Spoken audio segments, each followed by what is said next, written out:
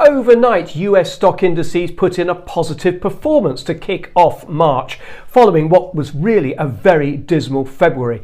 But those initial gains are now disappearing. Want to know more? Keep watching.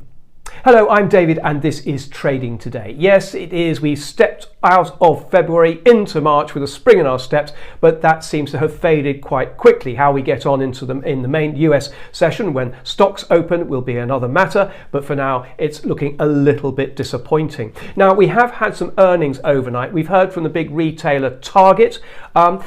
A mixed picture there, and this has been sort of fairly typical for most of the big retailers, including Home Depot and Walmart last week. We've also heard from Kohl's. Kohl's sales down around about 7%. The stock is down about 9%. It was another disappointment, and we've also heard from Lowe's as well. So all in all, we've got Target, we've got Lowe's, we've got Kohl's today, we've also had Home Depot, we've had Walmart. One of the overriding features of all these big retailers has been their disappointing forward guidance, their concerns looking into the future, particularly as it concerns the consumer. They feel that the consumer is under pressure, particularly as inflation pressures are still there, and what this might mean moving forward. Now, another thing to consider at the moment is that we have yields going up on US Treasuries. The yield on the key 10-year Treasury note is now just under 4%, its highest level in around 2 months, and this is a concern for stock markets.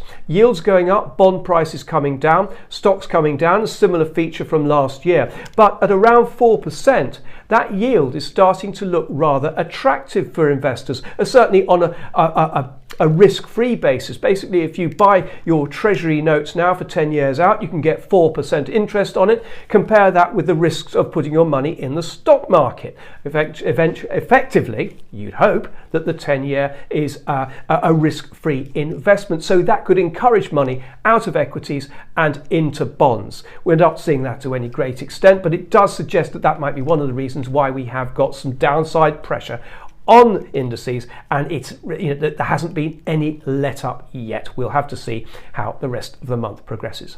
Thank you very much for watching. I hope you've found this helpful. If you have, please like and follow, and as always, best of luck with your trading. Goodbye.